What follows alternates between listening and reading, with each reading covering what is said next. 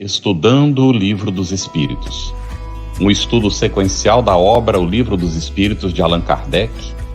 Essa é a nossa forma de transmitir esperança, conhecimento e alegria.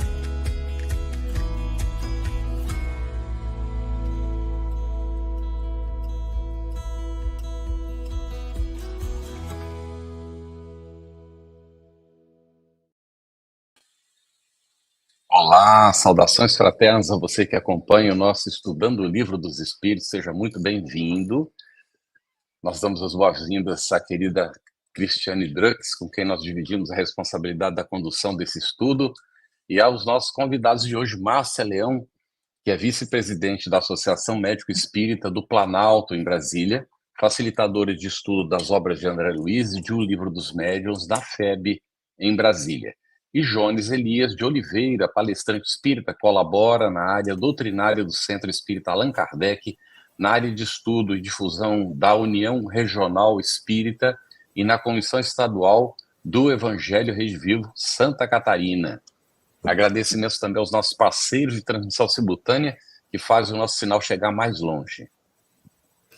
É isso mesmo, Carlos. Muito bom estarmos mais uma vez aqui, segunda-feira, reunidos para estudarmos o Livro dos Espíritos.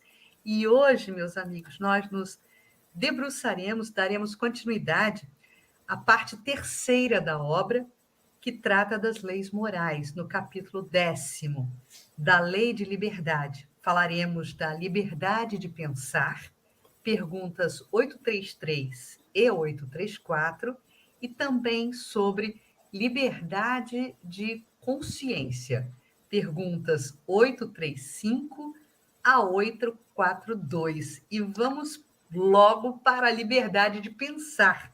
Eu coloco essa primeira questão para o Leon. 833, Leon. Haverá no homem alguma coisa que escape a todo constrangimento e pela qual goze ele de absoluta liberdade? Cris, é tão interessante, né? Quando a gente pensa sobre essa pergunta que Kardec fez, ele acaba fazendo um aparato desde o primeiro capítulo do Livro dos Espíritos, quando ele vai fazer a distinção que é o que é espírito, espiritista, espiritualidade, espiritismo, né? Então, a gente sabe que o espírito, ele é um ser imortal, e a resposta dos espíritos da codificação a Kardec é muito importante. Então, ele vai dizer, é no pensamento que o homem goza de uma liberdade sem limites, porque não conhece entraves. Isso já nos dá a total certeza, por essa afirmação dos espíritos da codificação, que quem pensa é o espírito.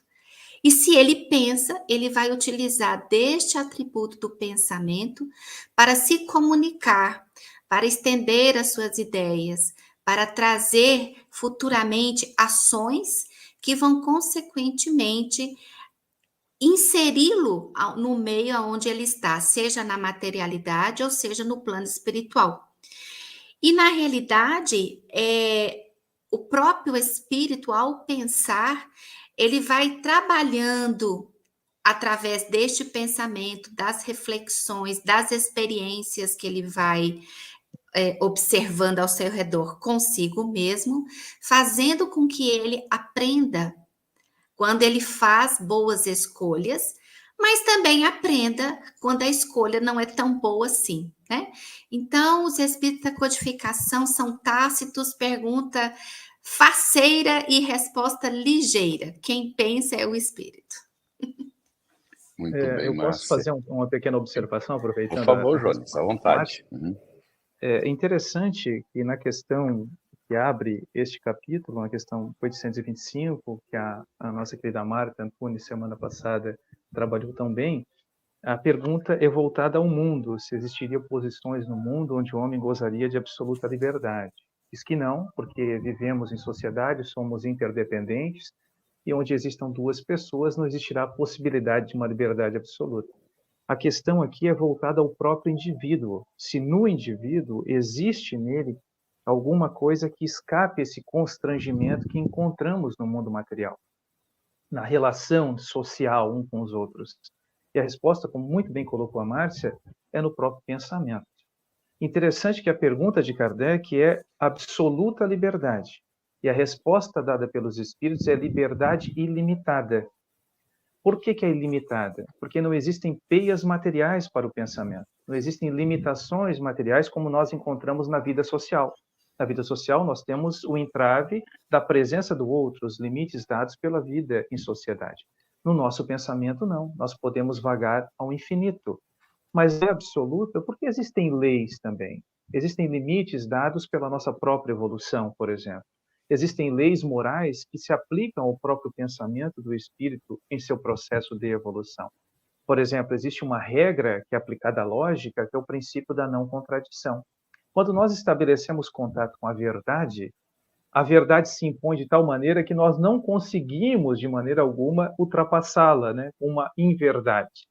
Então, por exemplo, uma coisa, um ser, um objeto, não pode ter e não ter ao mesmo tempo, na mesma circunstância, uma mesma propriedade. Então, por exemplo, eu, Jones, que estou perdendo cabelo, não posso ser ao mesmo tempo cabeludo e calvo, porque teríamos um problema lógico, né? É o princípio da não contradição. Só para destacarmos isso. E a parte final eu acho interessante, quando fala na aniquilação, porque os espíritos já deixaram claro, Allan Kardec, que o pensamento é um atributo do espírito, não é um produto do espírito. Um atributo é uma característica que só existe no ser que a possui. Então, o espírito pensa, aniquilar o pensamento seria aniquilar o próprio espírito. E como o espírito é imortal, indestrutível, nós não podemos aniquilar. Podemos entravar. Entravar em que sentido? Através da educação, da perseguição, de repente, uma certa catequese, né? Impor certa forma de pensar, nós entravamos o desenvolvimento e a própria liberdade do pensamento do homem encarnado no corpo. Mas nunca impediremos que ela possa ultrapassar esses aparentes limites colocados pela vida em sociedade. Muito bom, Jones. Excelente. A Selva Braseiro nos cumprimenta aí, boa noite a todos. Quero deixar registro da minha profunda gratidão a todos que compartilharam amorosamente seus conhecimentos durante este estudo. Jesus ilumine sempre Carlos e Geraldo Campetti. E aí ela vai fazendo a relação de todos os que participaram do nosso estudo durante esse ano. Muito obrigado, Selva. O pessoal que quiser ver os nomes, quiser rememorar, está ali à disposição no chat. E agora, então, Jones, a 834, é uma pergunta curiosa, né? É responsável o homem pelo seu pensamento? Muito boa questão, né? E fica muito claro que Allan Kardec é um preocupado com esta questão. Então, ficou muito claro pela resposta que a Márcia nos deu, né, reproduzindo o pensamento dos espíritos e complementando tão bem a reflexão, porque do ponto de vista humano, nós temos dificuldades. Porque, por exemplo, eu tenho formação na área do direito. O direito não alcança a mera cogitação. Por exemplo, se eu estou pensando em fazer mal a alguém, o direito não me alcança. Ele alcança, ele estabelece critérios, ele define comportamentos das ações humanas, né, na nossa vida de relação social. Mas o mero cogitar, não. Curiosamente, como nós estamos falando do espírito, e Deus tem acesso aos nossos pensamentos, sim, e o homem é responsável por aquilo que pensa. Porque o nosso pensamento, ele age sobre os fluidos, por exemplo. Ele pode trazer benefícios ou malefícios a depender da maneira como nós conduzimos o nosso pensamento. E outro ponto importante é que existe na lei divina, e isso é importante mesmo, nós podemos valorar o nosso pensamento. E pensamento para nós espíritas, amigos, ele não se limita à mera cogitação. Em geral, nós pensamos em pensamento só com esse momento de reflexão, né? Pensamento é o nosso mundo íntimo. Para a filosofia espírita, nós encontraremos pensamento não somente como essa reflexão, como também os nossos sentimentos, todos os valores que carregamos conosco, a nossa memória. Isso tudo é pensamento, são formas de pensamento. Então, se o nosso pensamento é elevado e produz o bem, nós receberemos, obviamente, as consequências dos nossos bons pensamentos. Mas os pensamentos infelizes também gerarão consequências. Então, à luz do pensamento espírita e conforme apresentado pelos espíritos ao senhor Allan Kardec, sim, nós temos responsabilidade perante Deus, porque Deus tem acesso, e é bom que se diga, ele é que julga, e quando falamos Deus, obviamente estamos nos referindo à lei divina ou natural, que é a responsável por julgar a nossa forma de pensar e, obviamente, as consequências do nosso pensamento também. Muito bom, Jones. A gente vai seguir aqui agora na liberdade de consciência, né? Um desdobramento aí das questões. 835, Márcia. Será a liberdade de consciência uma consequência da liberdade de pensar? Olha só, Cris, antes de fazer a resposta dos espíritos, a gente lembra de Emmanuel e o Consolador, né? A disciplina antecede a espontaneidade. Isso. E aí, quando a gente vê essa resposta, aí eu estou com a tradução do Guillaume, a gente vai ver o seguinte: a consciência é um pensamento íntimo que pertence ao homem, como todos os outros pensamentos. Uma coisa que é muito interessante na neurociência é que a gente não consegue ainda definir localização de consciência. Materialmente não vamos encontrar. Nenhum dos órgãos cerebrais estão vinculados diretamente com esse processo consciencial, até porque o cérebro é apenas um veículo desse pensamento, porque quem pensa é o espírito. Então, quando a gente pensa no Emmanuel trazendo essa questão da disciplina antecedendo a espontaneidade, a gente sabe que só temos liberdade quando nós estamos cônscios, né? Quando nós temos certeza daquilo que nós estamos fazendo dentro de uma linha reta no bem. Então, muitas vezes, essa liberdade de consciência está intimamente vinculada com o perfil do pensamento. André Luiz é muito claro em toda a sua obra de que o pensamento, ele é uma matéria e plasmável, né? Então, a gente, quando vê nosso lar, a gente vê que o pensamento de veneranda, ele molda e mantém os princípios em nosso lar, do mínimo do menor ao maior.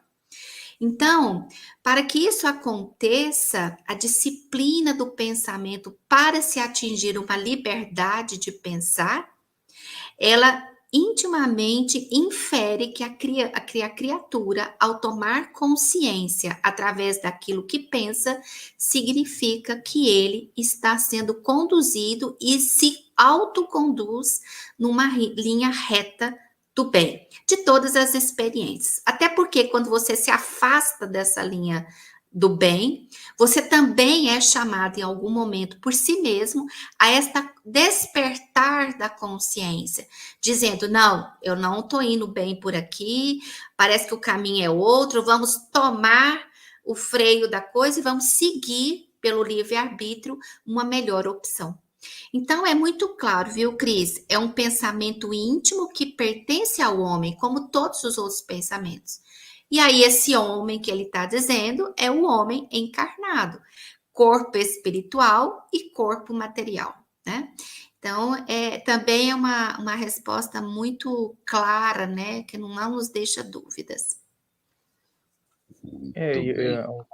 Márcia tem um ponto muito interessante na tua resposta, porque vejo como Allan Kardec estrutura a obra muito bem concatenada, né? Uma sequência lógica de argumentos, de questões, porque ele primeiro trata da liberdade de pensar e depois ele vai dizer que a consciência é um tipo de pensamento. Isso. Olha, se é um tipo de pensamento, nós já estudamos a liberdade de pensar, obviamente que o homem é também um indivíduo que deverá ter a liberdade de consciência, porque ela é um tipo de pensamento também. Então, Allan Kardec é muito consciente. E o que é interessante em Espiritismo, porque lendo as obras do senhor Allan Kardec, nós percebemos que o Espiritismo tem como ponto basilar o respeito à consciência de cada um, né? A consciência de cada um, as crenças individuais de cada um. Né? Não há de forma alguma violência, ninguém irá propor que o Espiritismo seja disseminado com base na violência, com base no desrespeito à consciência individual. Será através da persuasão, será através de um apelo ao coração que nós chegaremos ao indivíduo, mas nunca violentando consciência, né? Então, a liberdade de consciência é uma consequência natural da própria liberdade de pensar. De fato é, né? Como bem colocado pela Márcia aqui. Muito bom. Muito bom. E Jones, tem o homem o direito de pôr embaraços à liberdade de consciência, dentro dessa linha de raciocínio que já vinha sendo desenvolvida, né? Na verdade, não cabe ao homem colocar nenhum tipo de embaraços, até porque nós, como já tratamos aqui anteriormente, não cabe ao homem colocar limites. A humanidade coloca no máximo limites à expressão da consciência do indivíduo quando materializada em ações. Mas agora, do ponto de vista moral, só cabe a Deus estabelecer limites, né? A lei divina que estabelece limites para a questão da consciência, né? Com relação a essa liberdade consciencial. Enquanto que o homem coloca limites, e quando ele o faz, interessante que ele coloca aqui na questão, deixa eu ver aqui, pensar, Deus cabe julgar a consciência, assim como os homens, pelas suas leis, regulam as relações do homem para homem. Deus, pelas leis da natureza, regula as relações entre ele e o homem. Interessante, né? Então, Deus estabelecendo leis, essas leis dizem respeito a nós individualmente e o Criador. A vida em sociedade, quando o homem faz, é para estabelecer limites à nossa vida de relação social. Para isso serve o direito, para, né, colocar limites, estabelecer o mínimo de regramento, mas nunca violentar consciência. Isso, inclusive, é um sinal de atraso da civilização humana. É uma demonstração clara que não compreendemos o valor que existe na expressão da liberdade de consciência e do livre pensar também. Muito bom, Jones. E aí, Kardec vai evoluir, né, nas suas ilações, colocando talvez até um contraponto que a gente tem visto aí ao longo da história da humanidade, que é justamente esse corromper, né, as consciências.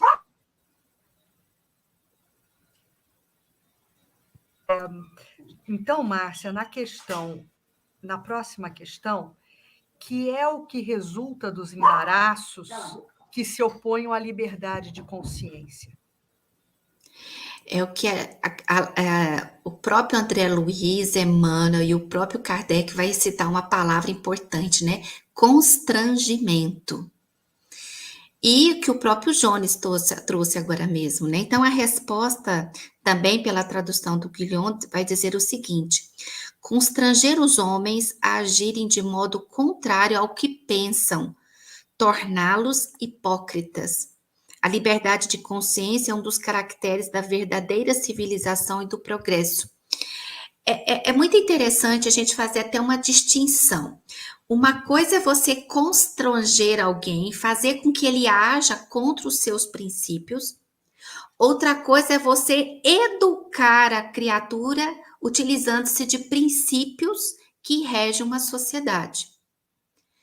Quando você constrange alguém, quando você força que esse alguém faça algo que não está dentro dos seus valores éticos morais, é como o Jones colocou agora mesmo, você retrograda o perfil social e retrograda o agir daquela criatura, né? Então, ela vai ficar cerceada. E isso faz com que, muitas vezes, dependendo do grau de constrangimento, você faz a criatura traçar caminhos que para ela não são aqueles que ela pensa que deveria ser.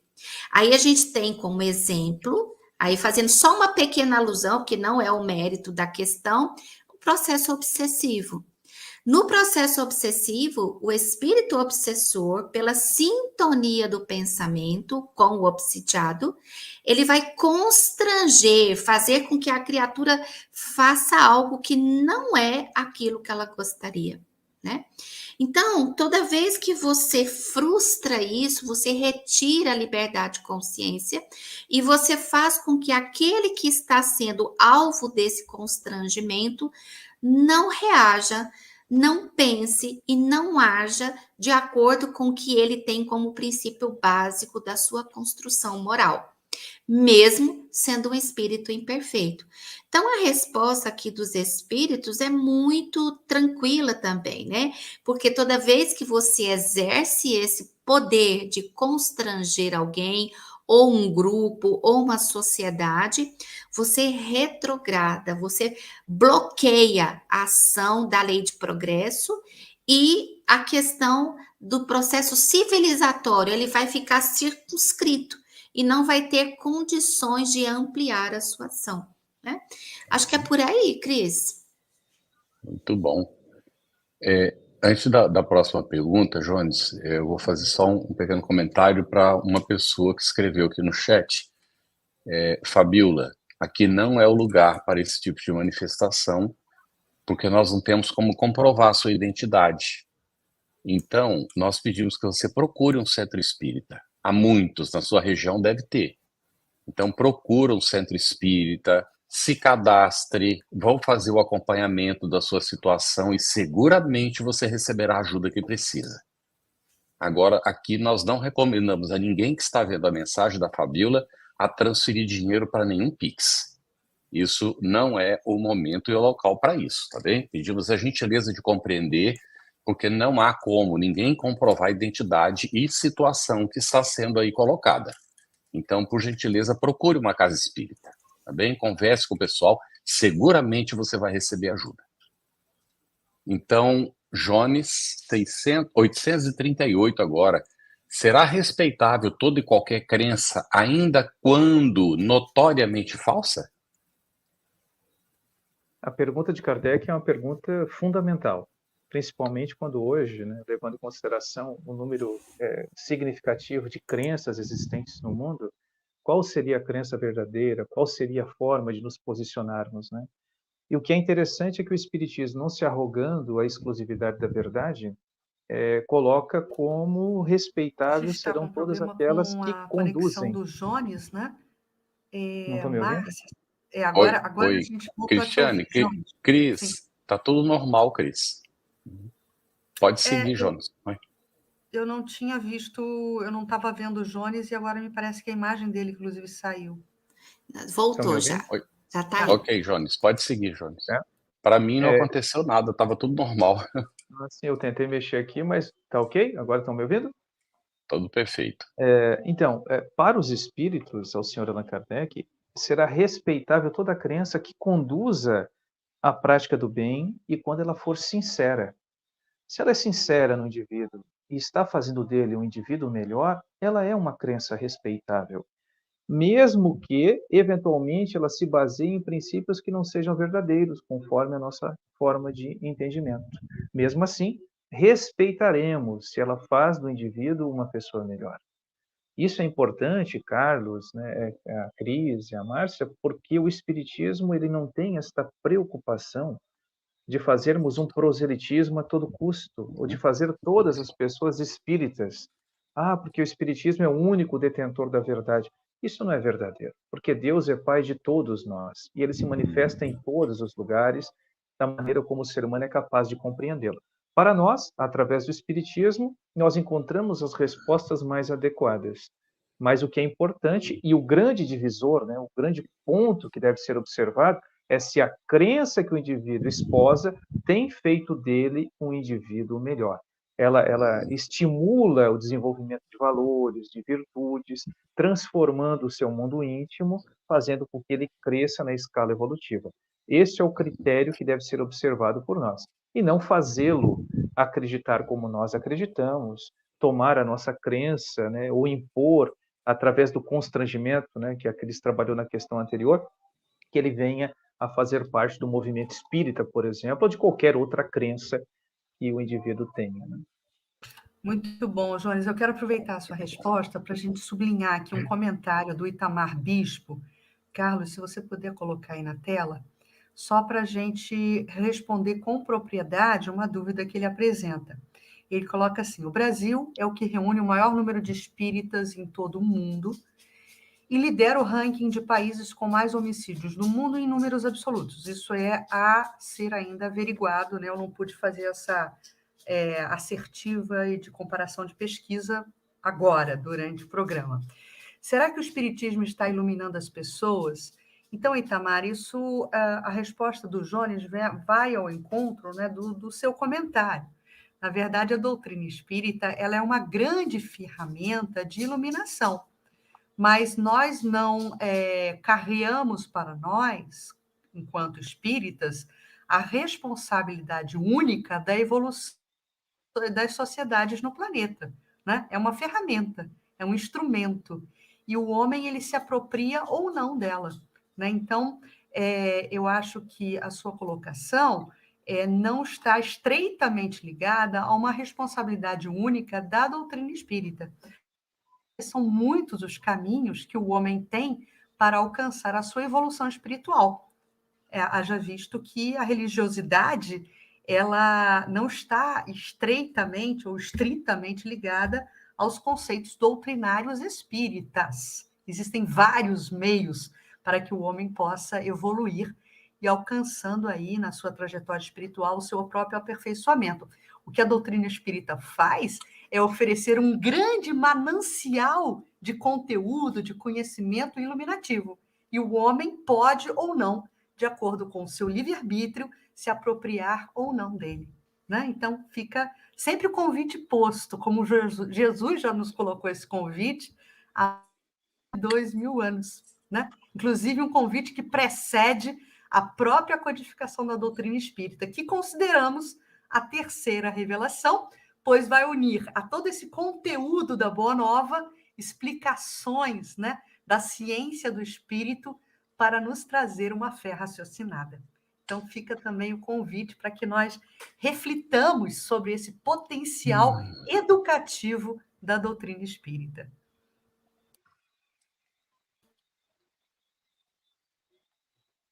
Para quem vai a pergunta, vamos para a próxima, né, Carlos? Isso. Vamos para a Márcia agora. Márcia, na questão 840, Kardec pergunta o seguinte: será atentar contra a liberdade de consciência por óbices a crenças capazes de causar perturbações à sociedade?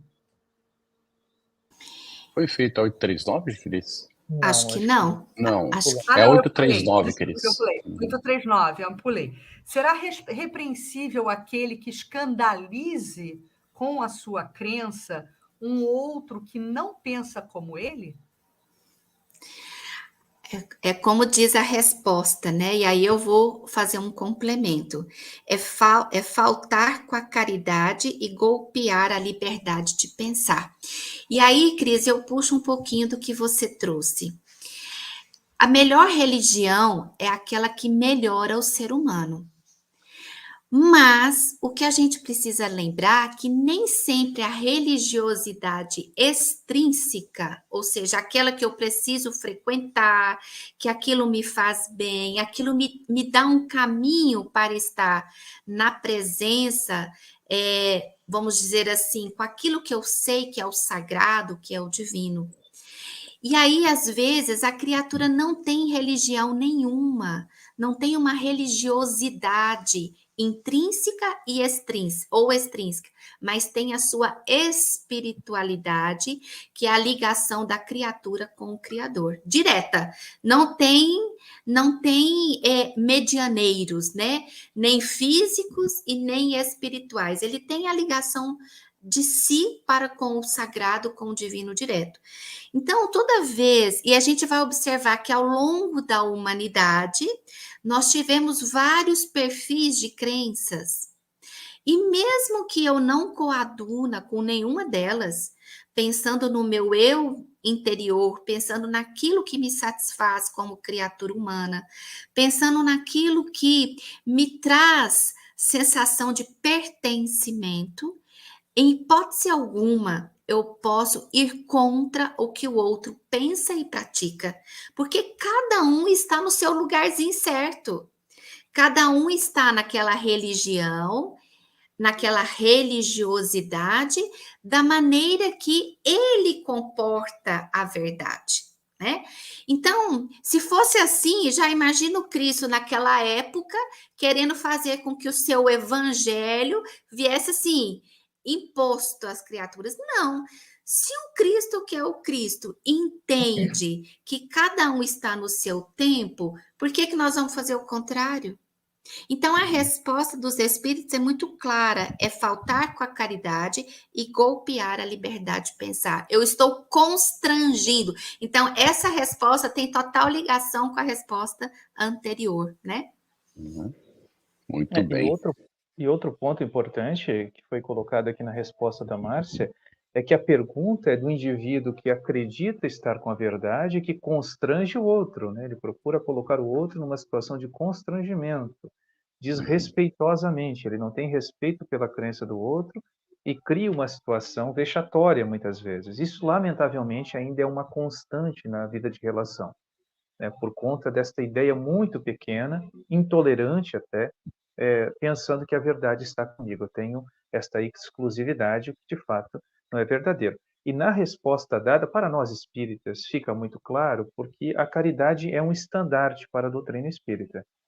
Mas veja que se a legislação humana não pode colocar a caridade como um dever na vida de relação social, a lei divina estabelece a caridade como um dever. E nós que temos um mínimo de consciência da lei divina, temos que agir uns com os outros pautados nesta regra, na regra da caridade, considerando que o outro pensa porque tem direito de pensar da maneira que pensa. E nós outros pensamos o que podemos, no máximo, exigir do outro respeito à nossa forma de pensar, mas nunca impor o nosso pensamento àqueles que caminham conosco. Nem dentro do próprio seio familiar, porque às vezes acontece dentro de casa. A gente quer impor e perdemos a mão, porque não é a melhor maneira de convencer qualquer pessoa, né? A violência, o escárnio, não é assim que nós conseguimos tocar o indivíduo e apresentemos. Eu lembro que na nossa casa espírita, um tempo atrás discutíamos com os amigos, muitas pessoas chegam ao centro espírita e vão embora, porque não têm maturidade, o espiritismo não é para eles ainda. Este era o argumento que estava sendo utilizado. Aí eu parei e chamei a atenção dos amigos, sim, é verdade. Muitas pessoas virão e encontrarão no espiritismo aquilo que na verdade não é o que busca. Mas tem um outro ponto que me preocupa. Será que nós estamos apresentando a doutrina com argumentos lógicos, tocando o coração, de modo que a pessoa fique conosco? Será que ela não está indo embora porque nós não conhecemos a doutrina que afirmamos amar, que é a doutrina que nos conduz, que nos auxilia a decidirmos? Porque este é um ponto que para nós espíritas deve estar presente, né, na nossa reflexão diária. Como é que estamos divulgando a doutrina? Qual é a nossa forma de contactar aqueles que chegam, que nos procuram? Este é um ponto que nós devemos pensar, eu acredito, com mais frequência. Muito bem, João. A questão do acolhimento é fundamental, né, dentro do processo. Então, é preciso que nos acolhamos mutuamente. Mas o trabalhador espírita tem o dever de acolher a pessoa que chega na instituição buscando, não é, sem nenhum ânimo de convencimento, que não precisa disso, mas de esclarecer se a pessoa tem interesse no esclarecimento. E aí não vale a opinião pessoal, né? O indivíduo está dentro do centro espírita, ele precisa apresentar o espiritismo e não as suas ideias para o outro. Ou falar de coisas que... isso Por aí, isso o estudo. Isso aí. Não existe espírita sem estudo. Não se lê codificação, estuda-se a codificação, né, Carlos? Isso aí. Muito bem. Importante que o Carlos disse, porque o acolhimento, né, Carlos, é o primeiro contato, a pessoa se sentir amparada. Mas o que fará o indivíduo ficar conosco é justamente a clareza do conhecimento espírita. Né? O acolhimento é o primeiro passo, a gente vai receber com muito carinho, com muito respeito. Mas o que permanecerá, né, o indivíduo permanecer conosco, é justamente a consistência do pensamento espírita. Isso que não pode ser relegado. Excelente. Muito bem. Nós queríamos, a Cris e eu falo em nome dela também, agradecer as manifestações de carinho de vocês. Hoje é o último encontro do ano, então várias manifestações de carinho. É uma satisfação muito grande nós podermos realizar esse estudo, contar com a colaboração dos nossos entrevistados. São mais de 50 pessoas colaborando, né, nessa atividade, e a gente fica muito feliz com essa oportunidade dessa construção coletiva, inclusive com as suas manifestações aí no chat, muito pertinentes, algumas manifestações interessantes, comentando o estudo, o assunto que está sendo aqui examinado. Infelizmente, não há como ler tudo, não é o que vocês colocam. De vez em quando a gente pinça alguma coisa, não é? Mas a gente vai atender as perguntas de vocês também. Primeiro, vamos aqui terminando o que está previsto para hoje do Livro dos Espíritos. E então, Jones, 840, será atentar contra a liberdade de consciência por óbices a crenças capazes de causar perturbações à sociedade? É interessante a questão, porque até agora nós estávamos considerando uma crença que torna o indivíduo melhor e deve ser, portanto, respeitada. Mas é aquela crença que, pelo contrário, causa problemas e prejuízos à sociedade. O que nós podemos fazer como seres humanos encarnados é criarmos mecanismos para limitarmos as ações humanas, é o que está colocado na resposta dada pelos espíritos. Nós nunca acessaremos o íntimo, porque colocar peias à liberdade de pensar seria constranger. O que precisamos fazer foi que a Márcia, numa questão anterior, colocou muito bem, através de um processo educativo, persuasivo, modificar o mundo íntimo do indivíduo para que ele possa perceber o erro em que se encontra, porque aquela ação é uma ação perniciosa à sociedade. Então, é um processo educativo, nunca de constrangimento e violência. Agora, em sociedade, para que tenhamos uma vida em sociedade minimamente harmoniosa, sim, as ações humanas devem até ser controladas nesse aspecto, né? Através da legislação humana, estabelecendo limites. Tanto que Allan Kardec, comentando a resposta dos espíritos, ele diz assim: reprimir os atos exteriores de uma crença quando acarretam qualquer prejuízo a terceiros.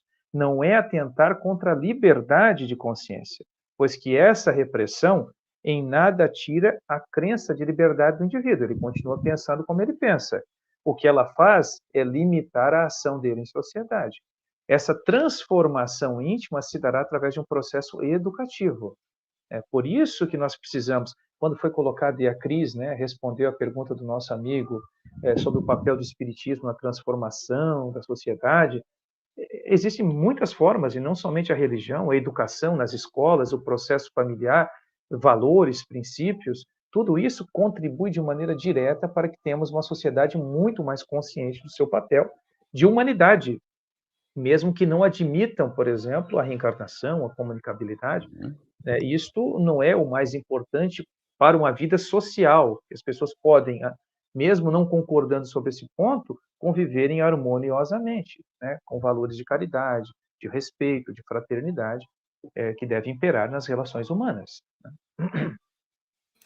Perfeito, Jones. Existem várias ferramentas, né, como eu falava, e nem sempre elas precisam passar obrigatoriamente pelo âmbito religioso, mas a realidade espiritual, como ela se impõe à realidade material, essas virtudes precisam ser trabalhadas, né, seja pela educação, ou seja pela formação familiar dentro da família, é muito importante, os conceitos adquiridos dentro da família, né? E aí a gente não está falando de uma frequência de um templo religioso. Muito bom, Jones, muito bom. Sigamos então aqui para a gente nos debruçar agora sobre a questão 841. Márcia, para respeitar a liberdade de consciência, dever-se-á deixar que se propaguem doutrinas perniciosas ou poder-se-á, sem atentar contra aquela liberdade, procurar trazer ao caminho da verdade os que se transviaram, obedecendo a falsos princípios? Eu gostei, foi da pergunta do Kardec, que ele já pôs a resposta nela. É isso. Você vê, gente, um espírito, quando ele tem a lucidez, né? E o patamar do seu perfil de conhecimento moral, ele já embute a resposta na pergunta. Então, ele vai dizer, os espíritos vão dizer que sim e se deve, porque na realidade, mesmo quando nós estamos, vamos dizer assim, afastados daquilo que é moral, daquilo que é real, mesmo quando nós estamos afastados, ou alguém está afastado na nossa vista, nós não podemos obrigá-la a mudar de ideia. E aí, a Kátia traz aqui uma resposta que eu achei muito interessante, que ela vai dizer assim, que na realidade a conduta, né? Estudar é importante, mas a conduta é tudo, porque não adianta eu saber de cor e salteado todas as questões do Livro dos Espíritos se a minha conduta não condiz com aquilo que eu estou estudando. Né? Então, na realidade, quando eu estou vendo algo desviar daquilo que realmente não é o princípio moral, eu mesmo assim me falta com caridade eu constranger a criatura, mas sim eu vou procurar buscar naquilo que eu posso agir, e aí levando a palavra, levando o exemplo, levando o diálogo, levando a leitura, para que as criaturas possam realmente voltar para este espaço e que está na retidão de conduta, né? Então, na realidade, a convicção de cada um a gente não impõe, como coloca aqui os espíritos da codificação, mas a gente faz o convite para que essa postura seja reavaliada e, principalmente, ressignificada. Então, a persuasão, como ele coloca, nunca é a força, e você não convence ninguém obrigando alguém a fazer o que não quer.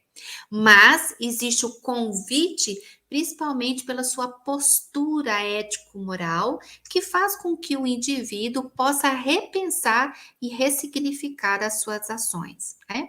Então, na realidade, o que nós precisamos é estarmos abertos a essa mudança de postura, desde que estejamos convictos de que não só a nossa conduta diz o que nós estamos falando, mas principalmente quando nós vivenciamos o postulado evangélico, o postulado daquilo que realmente é verdadeiro. Muito bom, Márcia. Aí eu Essa encape... aqui... Oi, desculpa, Opa. pode falar, eu já volto a isso.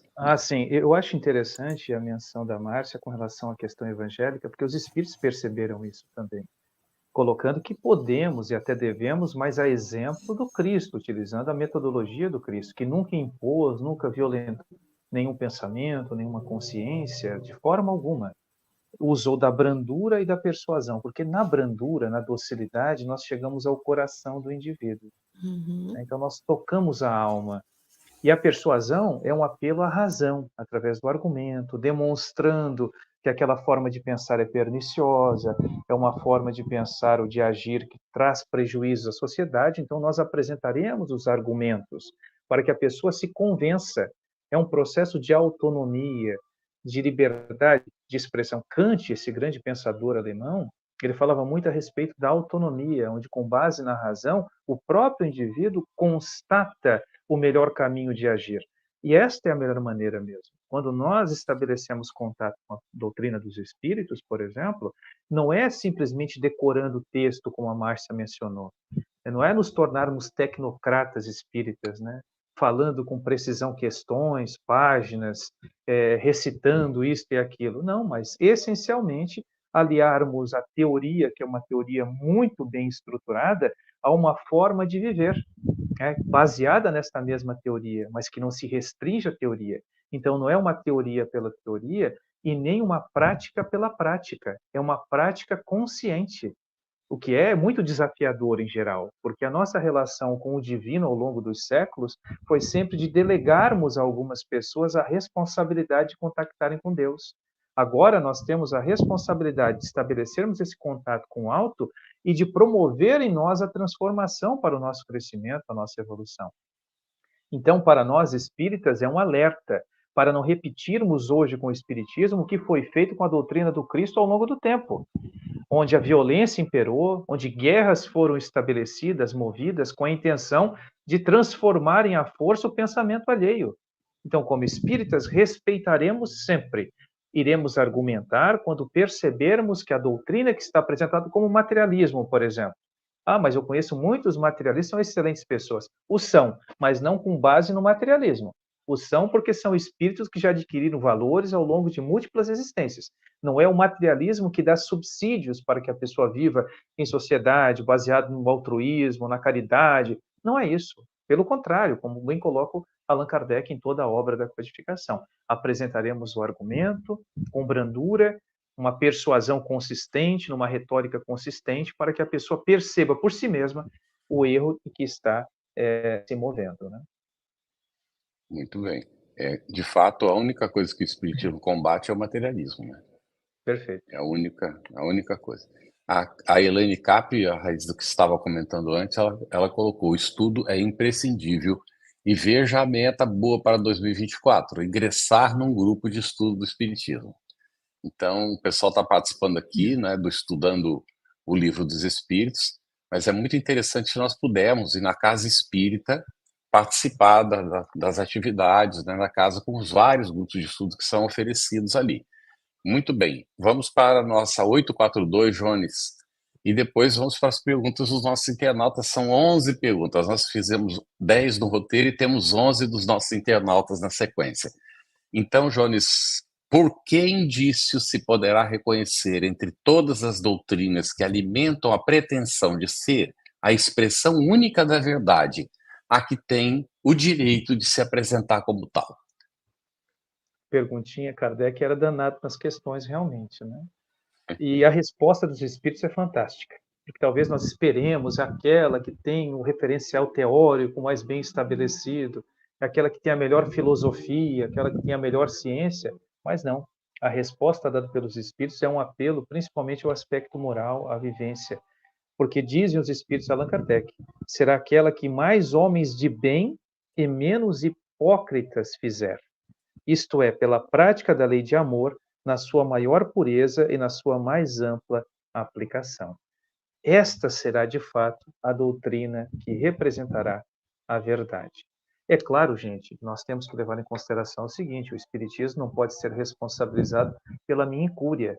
Eu tenho aqui um ferramental, a Cris colocou ali, não pode ser responsabilizado se eu compro uma caixa de ferramentas excelente, levo para minha casa para consertar uma janela e deixo a caixa de ferramentas lá no quarto e a janela não se arruma por si mesma, e não vai se arrumar mesmo. É necessário que eu abra a caixa de ferramentas e conserte. O Espiritismo é isso, a doutrina do Cristo também o é. Agora, a doutrina espírita, quando bem estudada, é um convite a todo instante à nossa transformação moral, para justamente vencermos a hipocrisia, né, de uma teoria, de uma fala completamente descomprometida do nosso agir. A ideia é que o nosso agir seja o cartão de visitas, que quando nos perguntarem qual fé estamos baseados, quais são as nossas crenças, possamos responder com tranquilidade e com alegria, inclusive. Somos espíritas, somos cristãos e nos esforçamos para sermos melhores cotidianamente. Então, eu acredito que se todas as crenças existentes na face da Terra passassem, né, por esse tipo de crivo pessoal, uma análise realmente rigorosa, estamos fazendo algo melhor para a sociedade, para o indivíduo, para si mesmo, e uma avaliação pessoal nossa, né, Carlos? Nós que estamos no movimento espírita há tempo, como estamos, o que o conhecimento espírita tem feito em nossas vidas para nos tornar pessoas melhores? Porque, veja, nós estamos tratando aqui de espíritos, imortalidade da alma, é um pressuposto fundamental no conhecimento espírita. Mas, mais do que demonstrar a realidade do espírito, para nós, pelo menos, que já temos a convicção espírita, é nos perguntarmos o que o conhecimento espírita, o que o conhecimento da imortalidade da alma tem implicado nas minhas reflexões e ações cotidianas. Quando eu ajo com o meu semelhante, o que o conhecimento da imortalidade da alma tem feito no trato com o outro, para considerá-lo um ser em si mesmo, um espírito em processo evolutivo que merece o meu respeito, a minha consideração. Ele pensa diferente, mas tem o meu respeito. É um indivíduo que está em processo. Inclusive, aprendermos a ouvir os nossos semelhantes com atenção e nunca nos colocarmos numa posição como se fôssemos superiores, porque somos espíritas. Não é verdadeiro. Jesus não era espírita. Nós não seguimos Jesus. Jesus não era espírita. Então, assim, o que nós temos? Eu digo isso não diminuindo a doutrina, que a amo profundamente, me responde os meus anseios enquanto indivíduo, enquanto espírito encarnado, mas para não termos esta presunção, né, de desrespeito no trato uns com os outros, porque, segundo Cristo, né, os seus discípulos serão justamente conhecidos por muitos se amarem e não por se julgarem ou por se imporem, constrangerem-se. Não é por isso, é justamente por se amarem.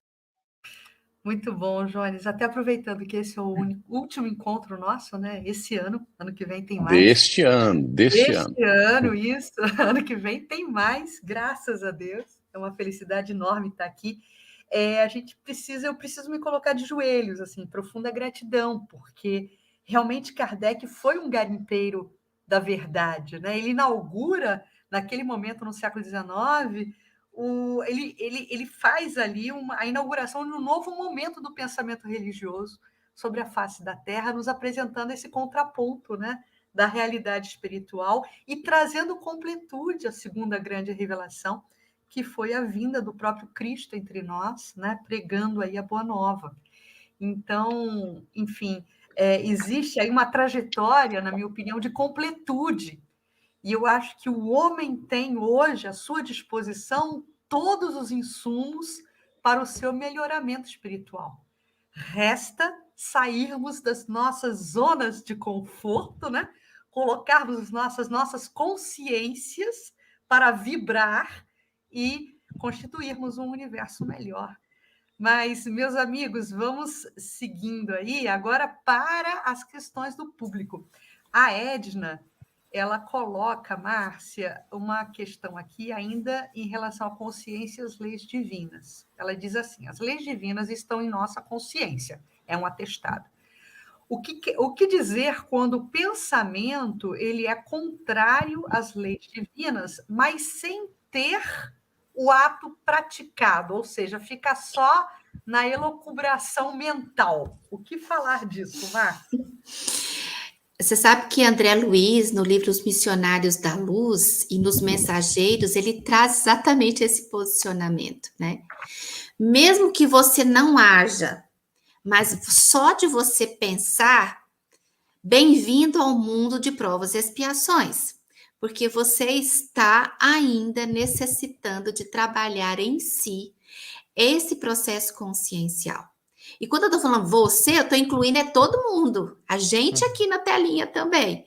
Porque, na realidade, mesmo que você, no mundo espiritual, o que você pensa, ele é facilmente notado e facilmente você pode trabalhá-lo e, consequentemente, ele ter a sua ação. Aqui no mundo material, o nosso corpo ele faz um freio naquilo que o pensamento está sendo efetuado pelo o campo do campo mental do espírito. Então, mesmo que você saiba que você está indo contra as leis morais, mas você não praticou, mesmo assim, você infringe estas leis, né? Então, por isso que é um convite de André Luiz, de Emmanuel, de Joana, de Kardec em especial, falar o seguinte: o convite é trabalhar a educação do pensamento, consequentemente, você trabalha na educação dos sentimentos. E mais do que isso, você tendo esse trabalho de educação de si mesmo, você consegue observar o seu pensamento e, consequentemente, ressignificá-lo para que você não incorra em contrário às leis morais. Muito bem.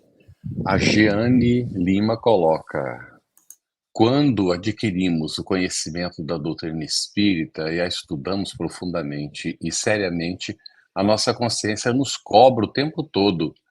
É normal ou exagero seguirmos a nossa consciência?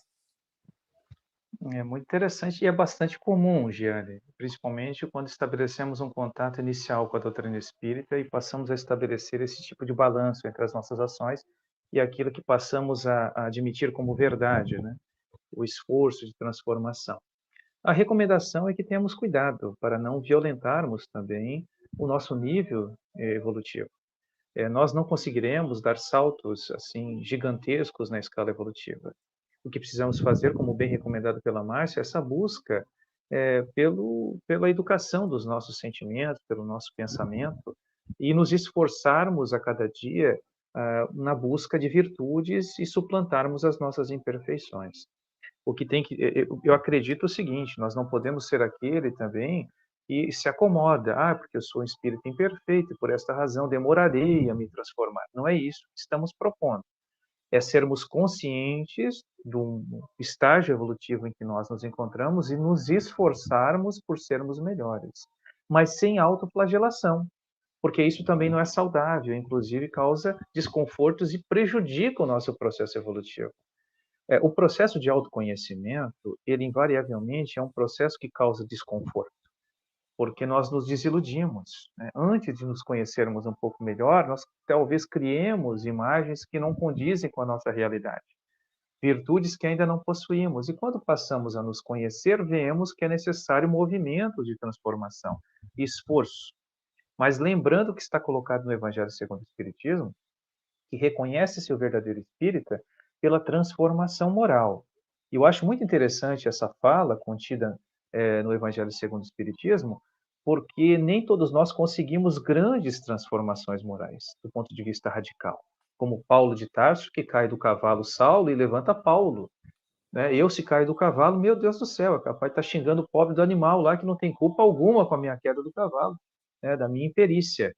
Mas os espíritos, sabendo dos nossos limites, complementam essa definição do verdadeiro espírita, como todo aquele que se esforça para domar as suas más inclinações. Então, este tipo de consciência, Giane, de buscarmos todos os dias sermos um pouco melhor, silenciando diante, talvez, de uma fala desrespeitosa, tudo isso são processos lentos, graduais, mas efetivos na nossa transformação. Cuidado apenas com esse autoflagelo mental, porque isso emperra, dificulta e acaba atrasando a nossa transformação íntima, porque nos adoece, inclusive. Não é agradável e não é isso que Deus espera de nós também.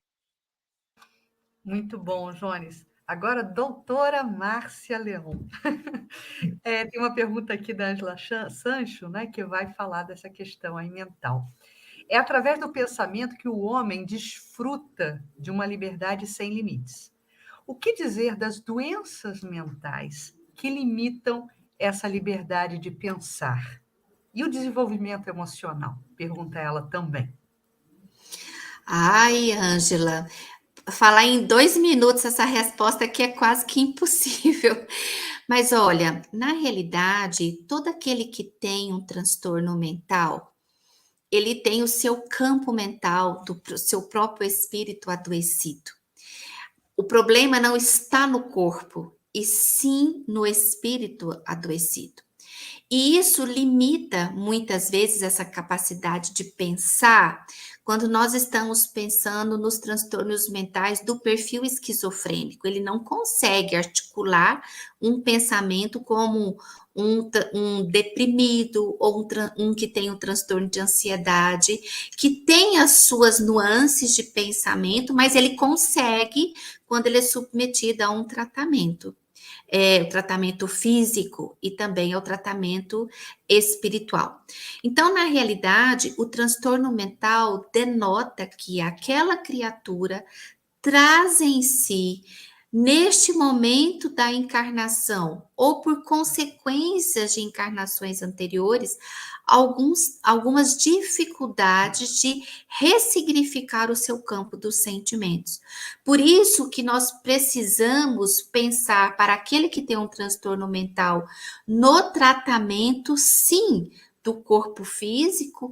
A medicina está aí com uma série de possibilidades terapêuticas, medicamentosas, terapêutica psicológica e outros caminhos em que você vai poder trabalhar esta ressignificação do seu pensamento, como também trabalhar o campo espiritual através do evangelho. Só que, para que eu consiga trabalhar o evangelho em mim, que tem um transtorno mental, eu preciso estar com o meu pensamento, com a minha integridade física reorganizada através das terapêuticas. Porém, isso é um desafio, né? Não só para quem tem o transtorno, mas para o conjunto familiar que está ali com aquele paciente. Então, é como o próprio nosso amigo Jacobson coloca, né? Precisamos buscar o tratamento do corpo físico e trabalhar também o tratamento do meu campo mental, do meu espírito. Então, se você consegue juntar essas duas coisas, o seu dia a dia se torna melhor e as suas ressignificações também. Bem, Márcia. Eu vou antecipar uma pergunta que está mais aqui no final. É o caminho proposto. A pessoa se identificou assim, e são 3 desdobramentos. Só um momentinho, Jones, para apresentar todos antes de iniciar a resposta. Não devemos nos opor à prática tipo pedofilia e incesto. Ela continua. Se o Espiritismo diz que não se pode obrigar ninguém a nada, então vocês são contra os códigos de leis que organizam as sociedades e garantem a civilização? O processo educativo demanda tempo. Aí ela conclui. Até fazer um estuprador reconhecer seu erro, muitas vítimas sofrerão o dano. Isso é justo? O caminho proposto, né? Bem, na verdade, me parece que todas as questões que lemos até aqui, o que está contido no Livro dos Espíritos, vão justamente de encontro isso, né? E não ao encontro. Por quê? Porque o Espiritismo, muito embora entenda que a liberdade de pensamento seja uma necessidade, isso não significa que comportamentos que sejam perniciosos e até ideias perniciosas não devam sofrer limites pela própria sociedade humana. O Espiritismo não é conivente com o erro de maneira alguma, mas não condenará à morte, por exemplo, alguém que seja o causador do erro. Aqueles que eventualmente infringem a lei humana deverão sofrer as consequências diante da legislação humana, diante dos tribunais, né, diante das autoridades que tratam da questão no judiciário, por exemplo.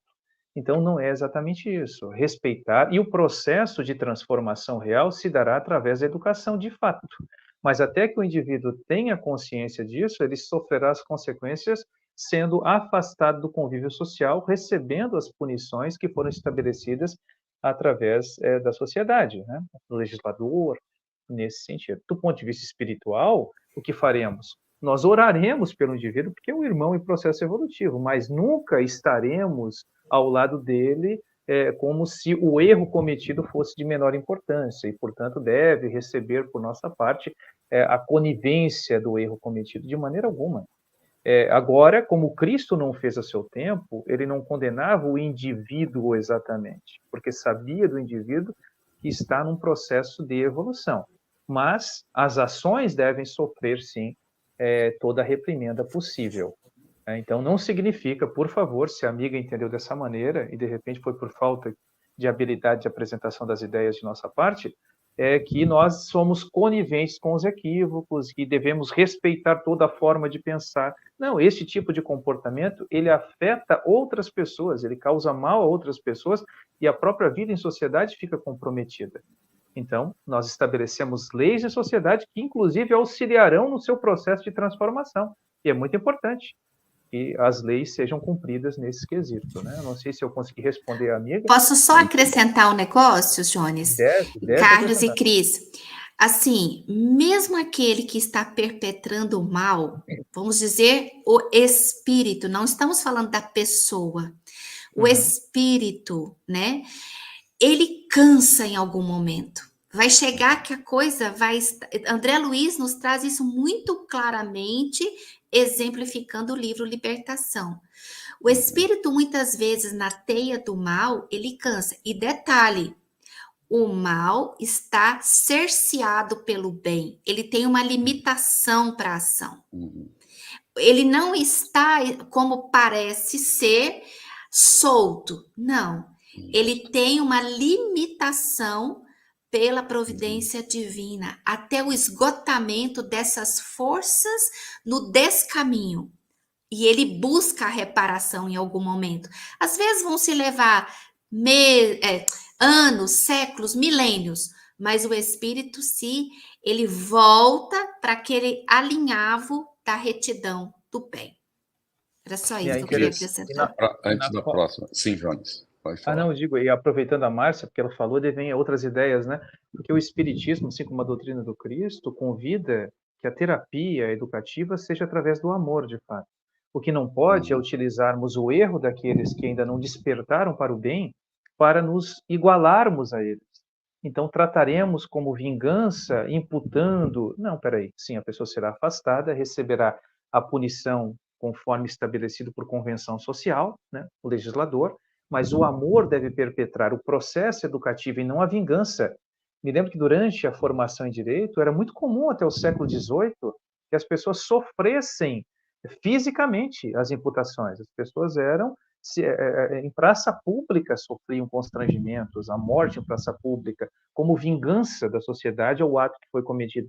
Hoje já temos a consciência de que o que devemos fazer enquanto sociedade é reeducar o indivíduo, para que ele possa viver em sociedade. Obviamente que os Muito bem. limites que serão dados e a análise individual do caso a caso. Uhum. Acrescentaria somente o seguinte: o Espiritismo nos explica pela lei de causa e efeito que a lei divina é justa e ninguém sofre o que não tem necessidade de sofrer.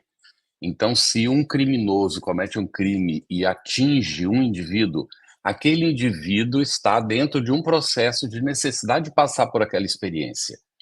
E então, ou aí no caso, o indivíduo que está cometendo crime está dentro da lei divina, sendo utilizado como instrumento para o despertar do outro, para, não é? A questão é de caridade, de compreensão, de aceitação e de reparação dos enganos que cometeu no passado, que estão pendentes. Então, tudo isso precisa ser examinado dentro do conjunto e nunca isoladamente. É por isso que a gente tem que tomar muito cuidado no estudo do Livro dos Espíritos, de não isolar a pergunta fora do seu contexto, porque senão dá uma interpretação equivocada. A gente precisa ver no conjunto. Foi por causa desse isolamento que chegaram à conclusão de que Kardec era racista. E aí, Exatamente. quando a gente vai examinar, é totalmente o contrário o que está colocado no Espiritismo. Completamente o contrário, não é? E não só tirar do contexto, como também não tirarmos as nossas aquisições da linha do tempo. Porque a própria Uhum. indagação da Isso. internauta foi em relação à legislação humana. Se a gente Uhum. desconsideraria a legislação humana como algo ineficaz. A Uhum. nossa legislação, o Código Civil Brasileiro, a nossa Constituição, ela está inspirada no direito romano. E o direito romano, apesar de ser muito bem arregimentado, levou a derrocada a um império. O Império Romano Uhum. ruiu, porque Uhum. faltava ali, nos seus bastidores, os insumos morais. Eles Uhum. careciam de insumos morais. Então, são Isso aí. esses insumos morais que a doutrina espírita vem tentar resgatar agora com esse olhar mais agigantado, esse olhar mais da visão espiritual, Muito bem. associado à legislação humana. É isso. Cris, Bom, vamos nos amigos, Vira dos 30 vamos lá, agora, vamos lá. bate-bola, Vamos pergunta, lá, resposta, senão a gente não chega ao final. vamos lá. Pinga fogo agora, hein, gente? Deixa eu colocar aqui o próximo. No caso de obsessão severa, Márcia, o obsessor não domina o pensamento do obsidiado e daí cria esse constrangimento? Vou parafrasear Emmanuel, né? Não há vítima que não tenha um pouco de algoz e nem um algoz que não seja um pouco de vítima. Então, no processo obsessivo, existe uma interdependência de pensamentos na mesma faixa de sintonia. Então, na realidade, não há um domínio completo. Existe aquele que, pela afinidade de pensamentos, estarão em processos de simbiose. Então, por isso que nós devemos cuidar muito bem do que pensamos, para que não tenhamos um desfecho que não desejamos. Tanto nós somos influenciados, como nós também influenciamos o outro. Então, consequentemente, nos processos obsessivos, não há um domínio, e sim um processo simbiótico. Mas é claro que aquele que está obsedado, né, ele precisa trabalhar em si condições para que essa obsessão gradativamente vá se desfazendo. Então, depende de ambos, viu, Cris? Olha, essa pergunta da Jaçan acabou de ser respondida também. Os espíritos obsessores podem dominar a nossa consciência e se apossarem da nossa liberdade de pensar e do nosso livre-arbítrio? A Márcia acabou de responder, né? Então, agradecemos as perguntas, gente, todas muito boas.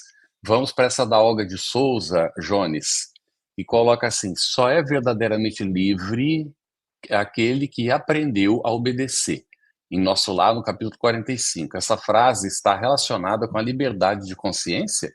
Podem me explicar o sentido da frase, por favor? Eu não lembro exatamente em qual contexto ela está no livro, né?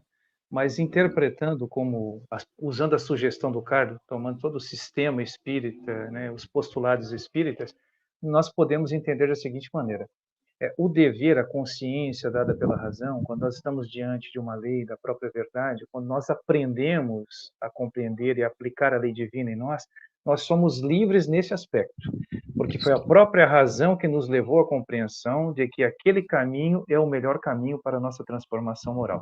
Não há uma imposição no sentido de constrangimento, é no sentido de clareza. A partir do momento em que eu tenho pela própria razão a consciência do dever, eu ajo livremente. Até porque um dia, quando aprendermos a amar, de fato, todo o nosso comportamento será um comportamento condizente com o amor.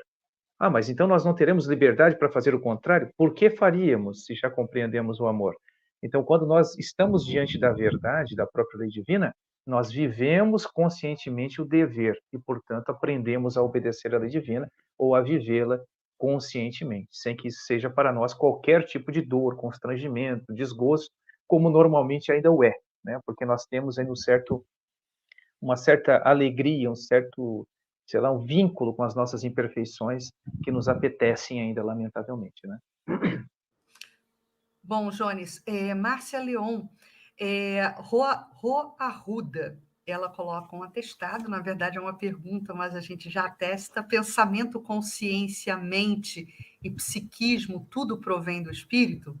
Perfeito. E eu quero aproveitar essa colocação da Rô para introduzir a pergunta da Rosilene Barbosa, que pergunta assim: quando a pessoa pensa e os pensamentos não são bons, ela, pessoa, né, é punida pelos pensamentos? Então, Rosilene, André Luiz, no livro Mecanismos da Mediunidade, na Gênese, o capítulo dos fluidos, no subtítulo Fotografia do Pensamento, vai dizer o quanto que esse pensamento é formulado pelo campo mental do espírito, né? Porém, mesmo que eu pense negativamente, no sentido de tomar decisões equivocadas, não existe uma punição de cima para baixo. Quem pune sou eu mesmo. Quando eu chego ao contexto de que aquela retidão que eu imaginava estar presente ali naquela decisão equivocada, eu percebo que não é por aí. Então, eu mesmo tenho a capacidade da minha reflexão desta ação para que eu possa, então, ressignificar e, principalmente, retomar um caminho mais correto. Então, tudo isso é vindo do espírito. Quem pensa é o espírito, o psiquismo é do espírito. Lembrando que o cérebro, como diz André Luiz, no Evolução em Dois Mundos, o cérebro é um veículo do pensamento. Então, ele, através das ações neurobioquímicas cerebrais, promove, então, que esse pensamento, ao adentrar esse campo material, ele seja exteriorizado na minha fala, na minha ação. Agora, punição, não há uma punição divina sobre isso. O que existe é que eu acabo retomando a minha avaliação daquilo que eu estou pensando e agindo e, consequentemente, eu mudo a direção. É uma questão importante, Márcia, talvez a punição que a amiga esteja perguntando é porque os nossos pensamentos não ficam sem a consequência, né? Porque eles geram consequência nesse aspecto, nós temos que repará-los ou coisa desse estilo. Né? E com a nossa consciência de transformarmos e fazermos a reparação, né? Com essa consciência adquirida. Né? Perfeito. Muito bem. Bom, antes de fazer a última pergunta para o Jones, o caminho proposto. por gentileza, eu te convidaria a estudar o Espiritismo. Eu acho que você está aqui para isso, né? Por isso é que você está participando do Estudando o Livro dos Espíritos. Leia o livro ou assista todos os estudos anteriores que estão disponíveis, mas não fique por aí, não. Continue lendo Kardec. Quando você terminar de ler a Revista Espírita, 1869, que ele começou a escrever em 1858, terminou em 69, provavelmente você retoma o estudo e você vai conseguir entender com muita clareza o significado de justiça divina. Nós estamos tratando aqui não de justiça de homens, de uma vida que supostamente nasceu na hora que o corpo foi concebido e que termina na hora que o corpo morre. Não é? Nós estamos tratando aqui do ser imortal, que traz toda uma bagagem e que dentro da lei divina é responsável por si mesmo e arca com todas as consequências dos seus próprios pensamentos, como a gente está aqui examinando hoje. Então, ninguém no Espiritismo é culpado. Todos nós somos responsáveis, tá bem? Mas é preciso seguir estudando. Seja muito bem-vinda. Espero que você continue conosco, que esteja em outros momentos, que visite, não é? Aproveite aí as férias agora, a gente já vai falar, né, daqui a pouquinho do nosso intervalo, para visitar os estudos anteriores. Não existe, eu nunca encontrei, se tivesse encontrado, eu teria adotado uma doutrina mais lógica do que o Espiritismo. Solange Ferreira, então, nos pergunta a última perguntinha, Jones. Como a doutrina espírita percebe o inconsciente face ao consciente na condução dos seus atos? A Márcia já adiantou muito na fala dela anterior, porque tudo está no espírito. Então, a nossa consciência, o nosso inconsciente, e eu peço auxílio, inclusive, a Márcia, que tem formação na área, eu não tenho formação, minha formação é no direito e em filosofia, então eu posso tratar no máximo do ponto de vista filosófico a questão, e do ponto de vista do espiritismo, considerando que toda a inteligência, toda a reminiscência, todo o pensamento está no espírito. Quando estamos encarnados, a própria consciência não deixa de ser uma reminiscência. Inclusive, eu havia deixado de lado aqui uma questão que está lá no livro, que é o Espiritismo. Essa é uma tradução bem antiguinha da Federação Espírita Brasileira, uma edição antiga, onde Kardec fala a respeito do que seja consciência, que é uma recordação intuitiva do progresso feito nas precedentes existências e naquilo que nós adquirimos em termos de conhecimento enquanto estagiamos no mundo dos espíritos, na condição de espíritos errantes. Quando estamos encarnados, obviamente que ecoa em nós a voz da consciência e nós agimos, muitas vezes, movidos por isso. Pelo menos isso está presente e é importante para que tomemos decisões acertadas. Isto é permitido pela própria providência divina. O que não dá é para compartimentarmos, inclusive a própria ciência, como a Márcia colocou, não existe no cérebro um compartimento específico onde está a consciência, onde está o subconsciente do ponto de vista material. Então, isto são facetas do próprio espírito. Então, ele tem a consciência ativa naquilo que nós realizamos hoje, enquanto encarnados, a consciência do que realizamos, do que fazemos, o que é certo, o que é errado, o que trazemos conosco, já temos condições de pesar essas questões, e trazemos também algo que ecoa no nosso íntimo. Quando estamos agindo, mesmo que conscientemente temos o desejo da realização do mal, muitas vezes temos ecoando no nosso íntimo o que devemos fazer de maneira correta. Seja porque estamos sendo influenciados por amigos espirituais ou porque a nossa própria consciência, no sentido mais amplo, nos convida a realizar, né? Que é justamente nos convidando a nos aproximar da lei divina, porque nos aproximando da lei divina, seremos felizes. E a felicidade é um desejo comum a todos nós. Mas eu passo a palavra, inclusive, para a Márcia, para ela me auxiliar no sentido da nomenclatura aqui. Não, eu só ia lembrar, viu, Jones, o livro No Mundo Maior, capítulo da Casa Mental.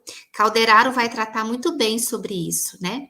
Na realidade, quando nós vemos a casa mental, nós temos o primeiro andar, segundo andar e terceiro andar, que é essa parte do córtex pré-frontal, que está diretamente relacionada com a lei de justiça, amor e caridade, porque é aqui que nós temos, na parte mais nobre e mais recente do nosso sistema nervoso central, a questão do ajuizamento das nossas ações. Então, tudo que está no primeiro andar da casa mental, que equivale ao cérebro reptiliano de Paul MacLean, dos anos 70, vai trazer para nós essa questão do inconsciente, dos automatismos, né? Então, como nós reencarnamos e arquivamos no nosso campo do inconsciente todas as informações desse campo mental do espírito ao longo das vidas sucessivas, em algum momento isso vai ser despertado e você tem a capacidade de fazer julgamento de determinadas ações que estavam lá atrás guardadas. Mas como diz Emmanuel, nós não podemos raciocinar o nosso passado com a consciência que nós temos hoje. Porque no passado nós tínhamos um perfil de conhecimento e hoje nós estamos mais ampliados. Então, a cada momento, a sua obra própria, o seu julgamento próprio. Mas eu acho que o capítulo A Casa Mental no Mundo Maior, de Calderaro, traz isso belamente, viu, Jones? E você não falou nada errado, tá tudo certinho. Obrigado, Márcia. Obrigado, amigo. Muito bem. Vamos, então, fechando. Agradecimentos, não é? A todos pela participação, o nosso pessoal que está nos bastidores dando apoio, a nossa produção, né, a equipe da FEB TV. Nós vamos iniciar agora, dia 18 de dezembro, um recesso. Hoje, então, é o nosso último encontro deste ano do Estudando o Livro dos Espíritos. Retornaremos, né, no dia 1º de fevereiro de 2024 com as atividades, né, dos estudos. Após o recesso, nós retomaremos o estudo da parte 3ª das leis morais de O Livro dos Espíritos, capítulo 10, da Lei de Liberdade, com o tema livre-arbítrio, perguntas 843 a 850. Muitos agradecimentos a todos e que Jesus nos guie sempre.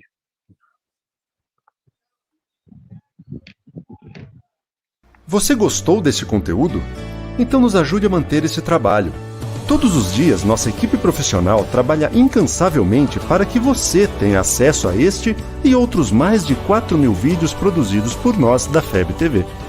Somos comunicólogos, produtores, roteiristas, diretores de fotografia, cinegrafistas, editores, designers, programadores, técnicos de áudio, cenógrafos. E juntos fazemos da FEB TV uma companheira diária das suas e das nossas vidas. Por meio da infraestrutura e das produções da FEB TV, pudemos criar a FEB Lives e a FEB Podcasts, disponíveis em diversas plataformas de streaming e sites exclusivos, com conteúdos únicos, pensados para você assistir e ouvir no trabalho, na academia, no carro, em todos os momentos. E aí, podemos contar com a sua colaboração? Apadrinhe a FEB TV. Acesse www.febtv.com.br e faça parte dessa rede de investidores do bem. Estamos com você através da FEB TV.